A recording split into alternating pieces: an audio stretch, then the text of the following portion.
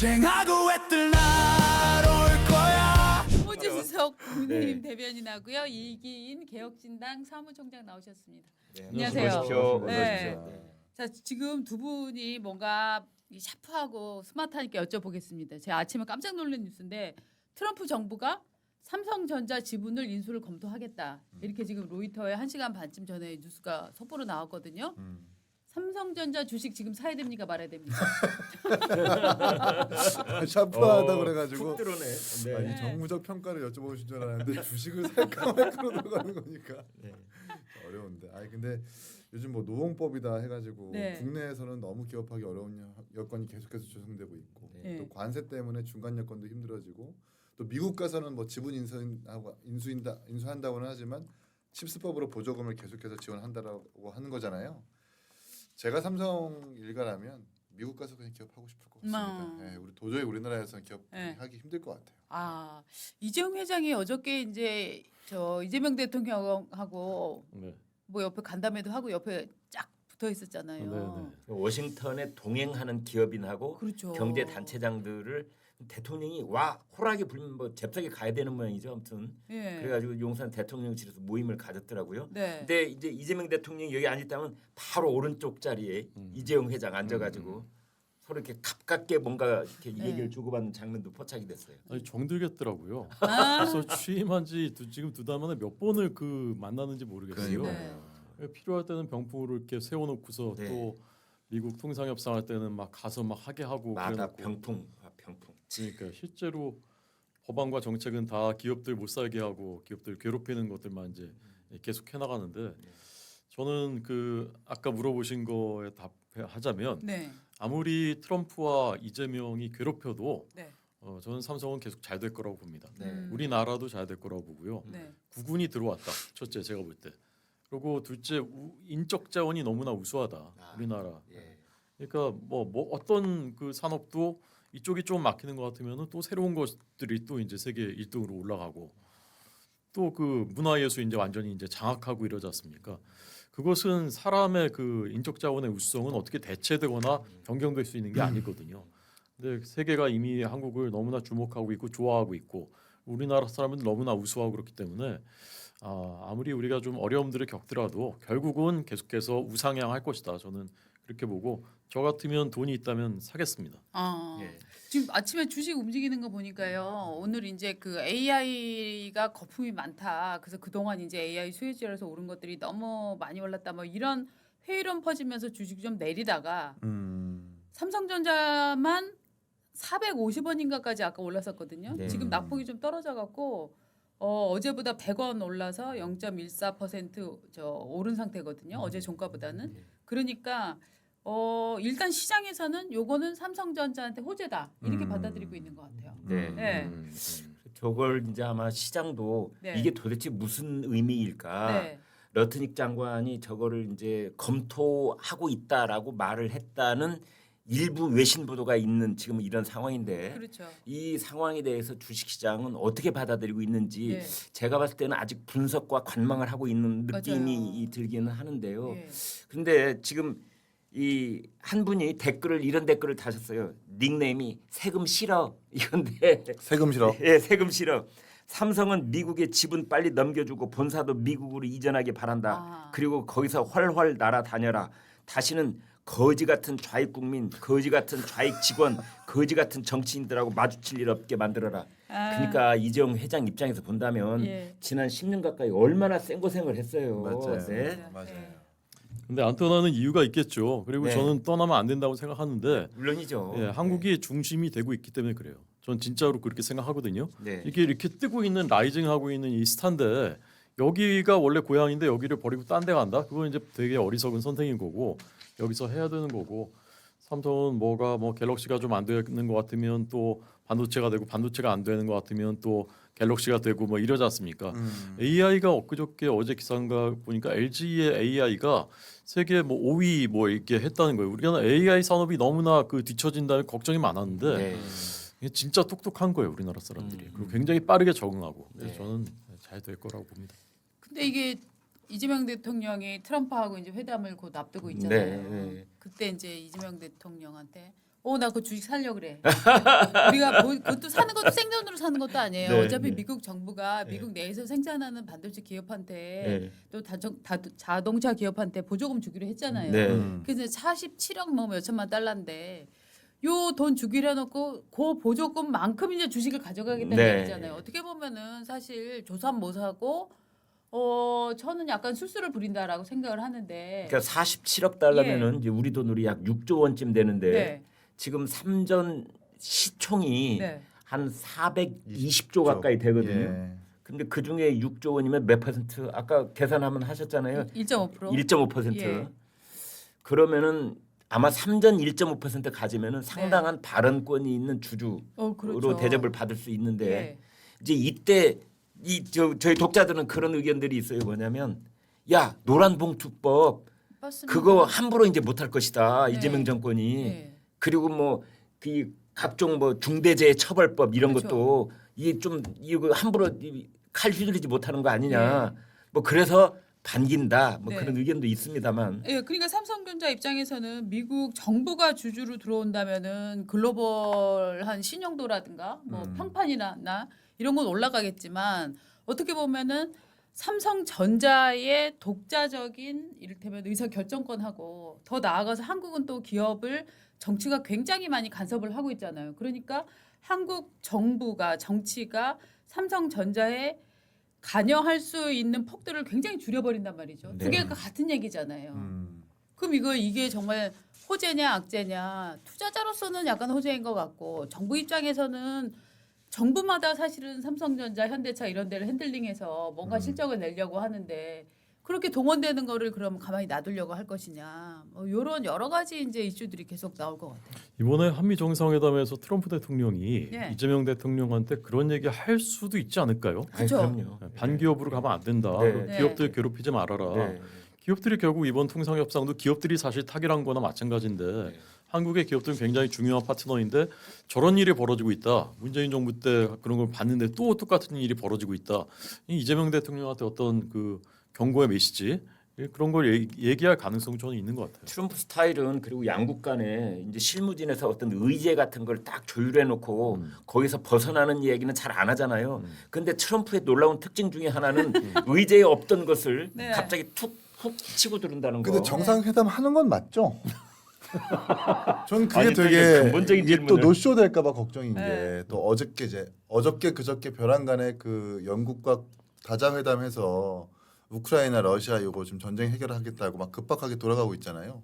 요걸 핑계로 또 지난번 G20 전에 있었던 한미 정상회담 취소 노쇼처럼 또 취소하는 건 아닌가라는 생각이 그렇네. 네. 그런 걱정도 있네요. 당연히 그렇죠. 지금 뭐 트럼프의 제일 관심 트럼프 머릿속에 99%는 우크라이나밖에 없을 텐데. 그러니까 이제 한국은 이미 일본과 세트로 관세 협상이 1차적으로 끝난 국가이기 때문에 네. 트럼프 대통령이 발품 팔고 공을 들여가지고 만나야 될 명분과 이 고리가 약해요 지금 우리나라. 지금 이제 입장에서는. 국방비하고 이제 한미 동맹의 현대화라고 이제 이렇게 포장이 돼 있는 이른바 주한 미군의 역할 재조정. 이제 이거가 미국으로서는 지금 빨리 악큐를 찍고 싶은 것이긴 한데 그런데 이게 우크라이나보다 더 중요한 문제는 아닐 것이다. 트럼프에게. 그래서 만약에 지금 이제 그 뭐 저 유럽 정상들이 7명인가 지금 워싱턴에 와 있잖아요. 네. 젤렌스키하고 함께. 네. 이 일의 진행에 따라서 다음 주 월요일 날 이재명 대통령하고 오찬을 곁들인 실무 정상회담 하기에 시간이 없다.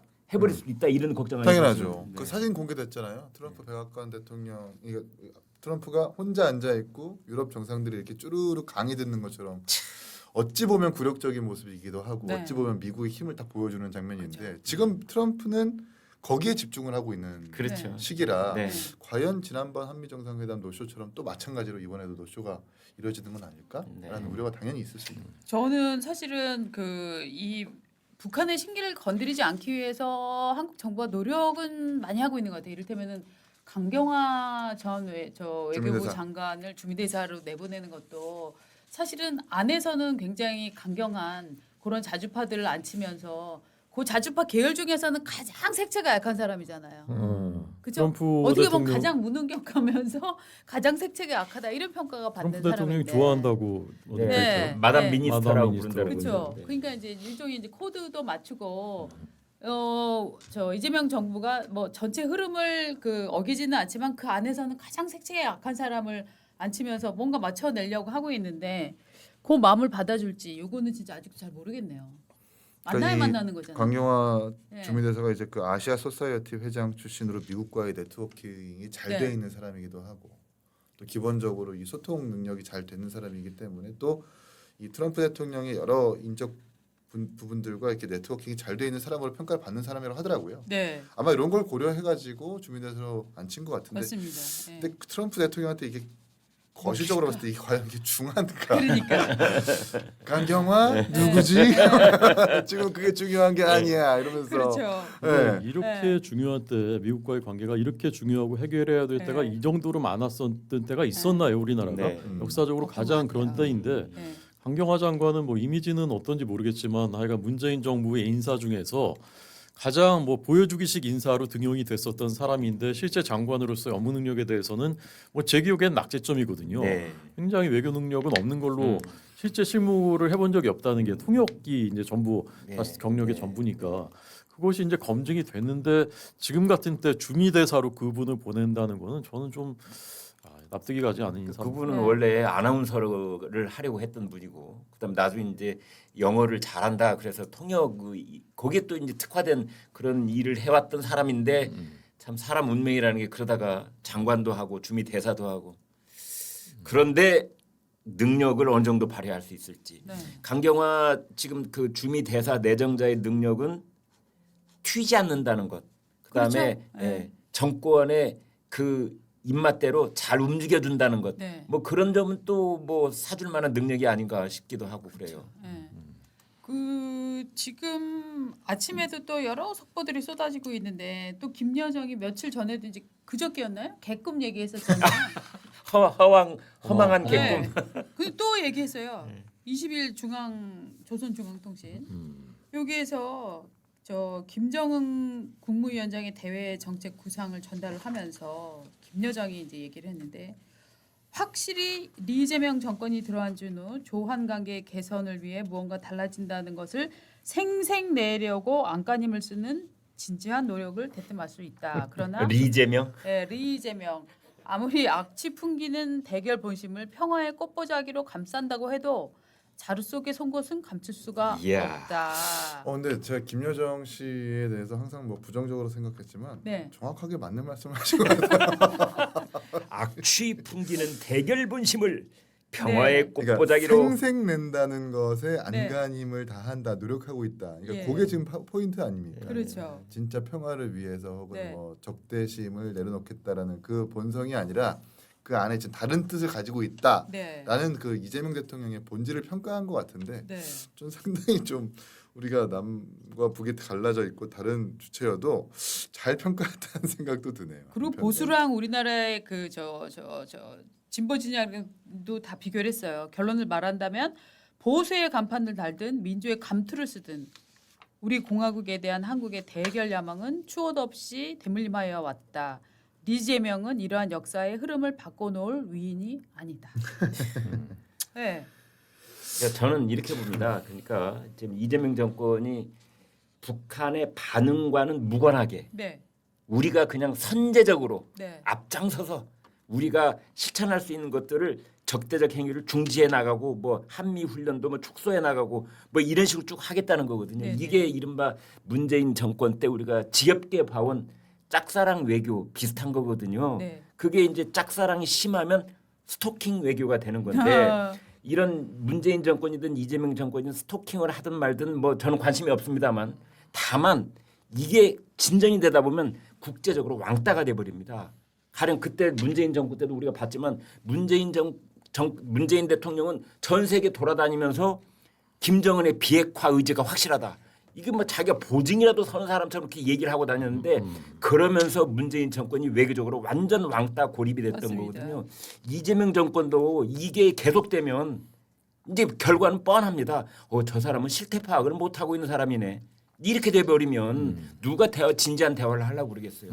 더더군다나 북한에 대한 정보를 공유를 안 해버린다는 그런 현실적인 어려움이 이제 곧 닥칠 위험이 있습니다.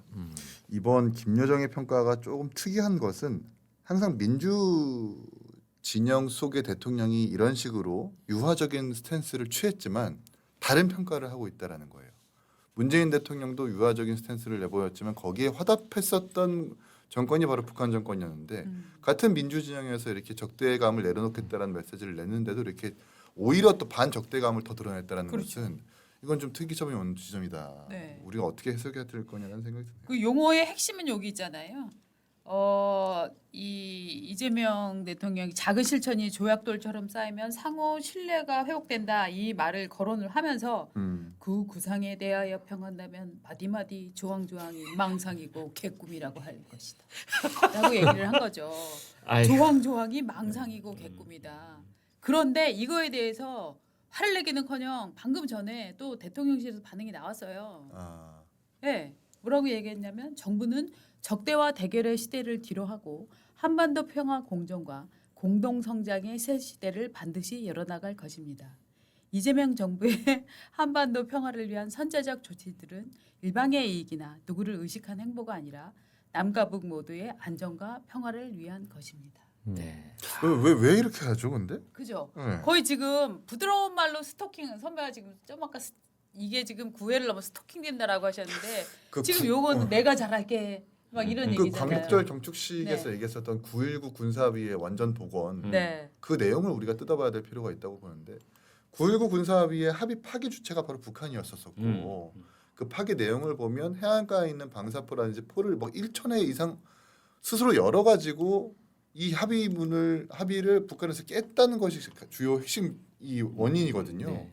이런 걸 지적하지 못하고 다시 한번 복원하겠다라고 하는 이재명 대통령도 문제지만 그걸 복원하겠다라고 말한 주체인 그러니까 그걸 받아야 되는 주체인 김여정이 이렇게 악랄하게 평가했다는 것은 우리한테 실익이 없습니다, 사실. 네. 이름으로 인해서 우리나라가 가져가는 실익이 하나도 없는데 왜 이렇게 뭔가 스토킹으로 평가될 수 있는 것처럼 왜 이렇게 하는지 잘 모르겠네요. 저는 이거는 그 특검에서 외환죄로 수사해야 될 만한 대상이라고 생각해요. 네. 적국과 통모하여 대한민국의 전단을 여는 게 외환이거든요. 네. 근데 이게 지금 9.19 군사합의 이후에 수천 건을 위반하면서 해안포의 포문을 다 열었었고 훈련도 했었고 걔들은 우리는 그거 이제 다 우리 혼자 지키느라고 맞아요. GP 초소까지 일방적으로 그냥 다 철수시켰고 적국권은 그 검증도 하지 않았고 맞습니다. 그 자주파 한번 훈련하느라고 몇 억씩 써가지고 육지로 갖고 와서 육지에서 훈련시키고 이랬었지 않습니까? 네. 그런데 해봤잖아요. 한번 해봤는데 수천 건을 어겼어요. 그게 다 우리 국민들의 생명과 재산을 위협하는 것이지 않습니까? 네. 그런데 똑같은 걸 겪어보고서도 또 똑같이 하겠다. 이렇게 하는 거는 그 우리 국민들 생명과 재산을 위협하는 정도, 실익이 없는 정도가 아니라 이거는 국익에 정면으로 반하는 행위인 거예요. 근데 이런 일을 한다는 거는 이거는 이 우리 정부의 자격이 없는 것이고 오늘 김여정의 이 외무성 주요 국장들과의 협의회에서 한 발언은 저는 이렇게 해석이 됩니다. 우리는 이제 그쪽이랑은 그 상대가 아니야. 우리는 미국과 할 거야. 더더구나 트럼프 그 형이 왔잖아. 우리는 이제 ICBM을 개발했기 때문에 더 이상 남북 간에 이게 할 그런 급이 아니다. 우리는 이제 미국과 우리 ICBM 미국을 겨냥하고 있는데 그런 선언이고 단지 하나 남측에 대해서 요구한 거는 침략 전쟁 연습 이거예요. 저는 이거 같아요. 한미 연합 훈련 이거 하지 말아라 너네. 우리한테 이번에 이것저것 다 한 거 우리가 봤는데 그래서 진지한 노력이라는 표현을 썼어요. 진지한 노력. 유일하게 긍정적 표현이에요. 네. 진지한 노력을 했죠. 우리가 대북 방송도 중단했고 확성기 다 꺼버렸고 인권 보고서도 뭐 비공개한다고 하고 했는데 연합 훈련 우리가 축소했지만 그 정도는 안 된다 너네. 이거 연합 훈련 끝내라. 그러면 우리가 한번 생각은 해볼게. 저는 이런 표현이라고 이 사람들한테 제일 급한 거는 한미 연합 훈련이다. 그게 제일 무섭다. 나머지는 미국하고 트럼프하고 우리가 할 테니까 너네는 가만히 있어. 우린 너네 상대 안 해. 이런 그 표현이라고 저는 봅니다. 네. 아무튼 추정컨대 대통령실에서 안보팀들이 아마 그런 얘기들을 나누고 있을 가능성이 있고 여기에 메시지가 담겨져 있는 그 핵심이 뭐냐. 한미 연합훈련 중지하라는 메시지구나. 그러면 조금 더 진전된 북한의 반응이 나올 가능성이 있겠구나. 뭐 이런 얘기하고 있을 겁니다. 그리고 야 그래도 문재인 때하고는 달리 삶은 소대가리 말은 없잖아. 그러면서 또 자기들끼리 유안을 삼기도 하고 말이죠. 네. 쟁하고 애들